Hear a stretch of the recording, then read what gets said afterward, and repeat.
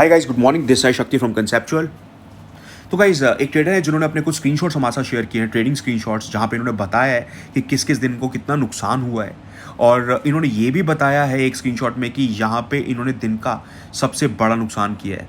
मतलब जितने भी दिन इन्होंने काम किया है, जब जब इनको लॉस हुए हैं, दिन का किए जाने वाला सबसे बड़ा नुकसान जो है इनका यहाँ पे दिखाई दे रहा है। ये देखिए, इनका नुकसान जो है 1,05,000 कुछ रुपए का है। एक दिन के अंदर किए जाने वाला बहुत बड़ा नुकसान है ये। बाकी स्क्रीनशॉट्स अगर इनके हम जाके देखें तो ये देखिए, यहाँ पे भी इनका नुकसान है, यहाँ पे भी इनका नुकसान है, यहाँ पे भी इन्होंने 14 तारीख को ट्रेड लिया तो इनका नुकसान है। तो गाइस, इनके ट्रेड्स अगर आप देखेंगे तो एक चीज़ यहाँ पे आपको कॉमन नज़र आएगी सभी ट्रेड्स में। यहाँ पे भी, यहाँ पे भी, यहाँ पे भी, यहाँ पे ये डिफरेंट डिफरेंट स्ट्राइक प्राइसेस में काम कर रहे हैं, मल्टीपल स्क्रिप्ट्स में काम कर रहे हैं। बहुत सारे ट्रेडर्स मैंने देखा है ये चीज़ करते हैं और ये गाइस बहुत बड़ी गलती है। तो ये क्यों किया जाता है? मतलब निफ्टी देखो आप, निफ्टी में ट्रेड किया गया है, निफ्टी 17,700 में भी काम कर रहे हैं, निफ्टी 17,600 में भी काम कर रहे हैं। बैंक निफ्टी में 37,600 भी खरीद ली, 37,500 भी खरीद ली और कुछ और स्ट्राइक प्राइसेस हैं वो भी खरीद ली। तो ऐसा क्यों किया जाता है गाइस? प्लीज़ आप मुझे बताओगे क्या रीज़न होता है? कोई स्ट्रैटेजी के बेसिस पे किया जाता है कि हाँ कोई ट्रिक है, टेक्निक है, उसके अकॉर्डिंग आप मल्टीपल स्ट्राइक प्राइसेस में काम कर रहे हो? ये हेज तो नहीं है, राइट? ये कोई हेजिंग स्ट्रैटेजी यूज़ नहीं की गई। यहाँ पे कर क्या रहे हैं, मल्टीपल स्ट्राइक प्राइसेस में काम करके वन साइड ट्रेड्स हैं। कॉल खरीदें तो कॉल्स ही खरीद रहे हैं, 37,500, 37,600, 37,700। पुट्स खरीदे तो वहाँ पे पुट्स ही खरीद रहे हैं। या एक जगह कॉल और पुट इन्होंने दोनों खरीद ली, 17,700 की कॉल भी खरीद ली, 17,600 की कॉल भी खरीद ली, 17,700 की पुट भी खरीद ली। तो मेरे भाई ये क्यों किया जाता है? देखिए, कई ट्रेडर्स क्या करते हैं, एक स्ट्राइक प्राइस में काम करते हैं, कुछ उनको इंडिकेशन होती है यहाँ से मार्केट ऊपर जाएगी या नीचे गिरेगी, या फिर तुक्का लगाते हैं कि यहाँ से मार्केट को ऊपर जाना चाहिए या नीचे गिरना चाहिए, पर ट्रेड उनके हिसाब से नहीं चलता। वहाँ पे वो क्या करते हैं, कुछ क्वांटिटी अपनी बढ़ा लेते हैं, जिसको बोलते हैं एवरेज डाउन करना, जो कहीं पे भी सजेस्ट नहीं किया जाता कि अगर आपका ट्रेड आपके अगेंस्ट जा रहा है तो वहाँ पे आप अपनी क्वांटिटी बढ़ाओ। हमेशा हर जगह आप यही पढ़ोगे, किसी भी किताब में देख लो, किसी भी यूट्यूब वीडियो में देख लो, हर जगह यही चीज़ सजेस्ट की जाती है कि भाई ये रूल के अगेंस्ट है, जहाँ पे आपको नुकसान हो रहा है वहाँ पे आपको नुकसान लेके बाहर निकलना है, बने नहीं रहना उस ट्रेड के अंदर। बाहर निकलना है, एवरेज डाउन तो बिल्कुल भी नहीं करना। तो कुछ लोग क्या करते हैं, सेम स्ट्राइक प्राइस में कुछ क्वांटिटी बढ़ा लेते हैं, पर कुछ ट्रेडर्स क्या करते हैं, उस स्ट्राइक प्राइस को छोड़ के उनको ऐसा लगता है कि 17,600 की कॉल खरीद ली, ये हमारे हिसाब से नहीं चल रही, लग रहा है मार्केट अब इस तरफ जाएगी, वहाँ से तो एग्जिट नहीं करते लॉस में, दूसरी अपनी पोजीशन नई खड़ी कर लेते हैं। वो भी ट्रेड इनके अगेंस्ट आता है तो तीसरी नई पोजीशन खड़ी कर लेते हैं। बैंक निफ्टी में काम करते हैं, एक ट्रेड लिया, गलत गया, नुकसान हो रहा है, वहाँ पे एग्जिट नहीं करेंगे। जैसे देखिए यहाँ पे 37,600 की कॉल खरीद रखी है, 179 के भाव पे खरीदा, यहाँ पे छोटा सा नुकसान होना चाहिए था, सिर्फ और सिर्फ, सॉरी गाइज डिस्कनेक्ट हो गया था। तो यहाँ पे मैं बोल रहा था कि छोटा सा नुकसान लेना चाहिए था। जो 37,600 की कॉल खरीदी गई, यहाँ पे ज़्यादा से ज़्यादा नुकसान जो है 20-25 पॉइंट का होना चाहिए था, पर यहाँ पे वेट किया जा रहा है। साथ साथ दूसरी स्ट्राइक प्राइस भी ऐड कर ली, 37,500 भी है, 37,400 भी होगी, 300 भी होगी, क्योंकि इनका जो स्क्रीनशॉट है सिर्फ 4 स्क्रिप्ट कैप्चर कर रहा है, यहाँ पे और भी स्क्रिप्ट्स हैं।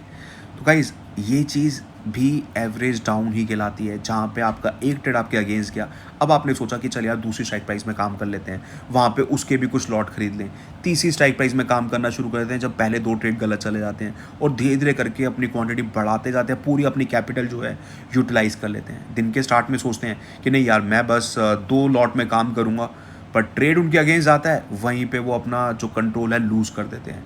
2 के कब 20 हो जाते हैं, 20 के 200 हो जाते हैं, उनको पता ही नहीं चलता, और डे के एंड में रिग्रेट तब होता है जब पूरा का पूरा अकाउंट खाली हो जाता है।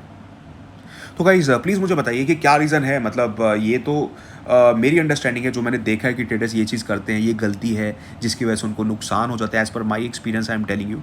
बट आपको क्या लगता है, मतलब क्या रीज़न है, क्यों करते हैं ये चीज़? और इसके पीछे कोई लॉजिक है क्या? कोई ऐसी स्ट्रैटेजी है जो आप लोग यूज़ करते हो, जहाँ पे आप डिफरेंट डिफरेंट स्ट्राइक प्राइसेस खरीदते हो जब आपको नुकसान हो रहे होते हैं? क्या आप किसी ऐसी स्ट्रैटेजी में काम करते हो जहाँ पे एवरेज डाउन करके प्रॉफिट बनाया जा सकता है? तो गाइस आपकी जो भी अंडरस्टैंडिंग है प्लीज़ मेरे साथ शेयर करना। पर एज़ पर मी ये चीज़ गलत है। जहाँ पे ट्रेड आपके अगेंस्ट जा रहा है वहाँ पे एग्जिट करना बनता है और क्वांटिटी ऐड नहीं करनी बनती। जहाँ पे आपने डिसाइड कर लिया कि आप अपनी कैपिटल का इतना पोर्शन दिन के अंदर लूज़ करोगे, नुकसान एक लिमिट में होना चाहिए। नुकसान तो मार्केट में होंगे, नुकसान से आपको कोई भी नहीं बचा सकता। 5 दिन है मार्केट में, 3 दिन आप काम करोगे, 1 दिन हो सकता है आपको नुकसान हो जाए। महीने में 20 दिन है, 20 दिन में से हो सकता है कि आपने 5 दिन नुकसान कर दिया, 8 दिन नुकसान कर दिए, या फिर 20 में से 10 दिन नुकसान कर दिए, कोई बात नहीं, 10 दिन प्रॉफिट भी तो करोगे। जो चीज़ ध्यान में रखने वाली वो ये है कि 10 दिन नुकसान किया, नुकसान होना चाहिए छोटा। बाकी 10 दिन जो प्रॉफ़िट किया कंपैरेटिवली प्रॉफ़िट होना चाहिए बड़ा। ये आपका रिस्क एंड रिवॉर्ड आपको बचाएगा यहाँ पे।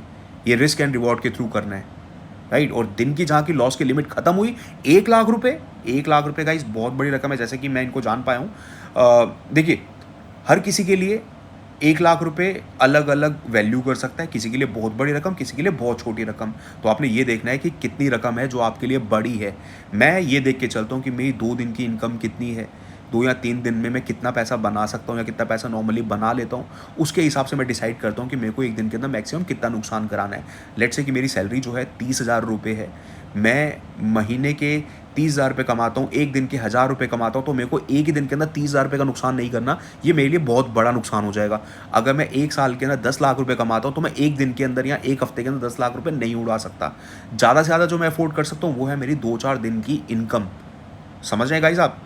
आप जॉब करते हैं, बिज़नेस करते हैं, कुछ भी करते हैं, आप देखो कि 1 महीने में आप ऑन एन एवरेज कितना पैसा बनाते हो, 1 दिन में आप कितना पैसा कमाते हो और कितना पैसा है जो आप लूज़ करोगे तो आपको झटका नहीं लगेगा, आपको गम नहीं होगा, आप कहीं न कहीं अपसेट होके साइड में नहीं बैठोगे, क्योंकि ये ट्रेडर्स के साथ होता है। महीने में 30,000 रुपये कमाते हैं, 1 दिन के अंदर उड़ा देते हैं। इनफैक्ट एक ट्रेड के अंदर उड़ा देते हैं, कुछ ही मिनटों के अंदर उड़ा देते हैं और बाद में उनको लगता है यार पूरा महीना मैंने मेहनत किया, काम किया और यहाँ पे स्टॉक मार्केट में कुछ ही सेकंड्स के अंदर वो पैसा उड़ गया। तो देखो क्या पैसा है जिसके जाने से आपको दुःख नहीं होगा। छोटा-सा रिस्क लेना होता है। 1 दिन के अंदर आपने एक छोटा-सा अमाउंट है जिसको स्टेक पे लगाना है, ना कि अपनी पूरी कैपिटल, ना कि अपनी पूरे साल की इनकम, राइट? और वो जो आपने डिसाइड कर लिया कि हाँ, मेरे को 1 दिन के अंदर 10,000 रुपये का नुकसान लेना है मैक्सिमम, उसको भी स्प्लिट करो ट्रेड वाइज, क्योंकि आप एक ही ट्रेड में 10,000 रुपये लूज़ नहीं कर सकते। हो सकता है पहला ट्रेड लिया, आपको नुकसान हो गया, उसमें भी लिमिट सेट करो कि 10,000 रुपये टोटल दिन का, पहला ट्रेड जो मैं लूँगा ज़्यादा से ज़्यादा 3 या 4,000 का नुकसान होना चाहिए। कोई बात नहीं, नुकसान हो गया, इट्स ओके, इट्स फाइन, होगा नुकसान, दूसरे ट्रेड में रिकवर हो सकता है, तीसरे ट्रेड में रिकवर हो सकता है, पर तीनों ट्रेड गलत चले गए तो छोड़ दो, उस दिन काम नहीं करना। नेक्स्ट डे फ्रेश स्टार्ट लो, दोबारा से एक छोटे से रिस्क के साथ, per day per trade, right guys? चलिए guys, bye bye, take care of yourself.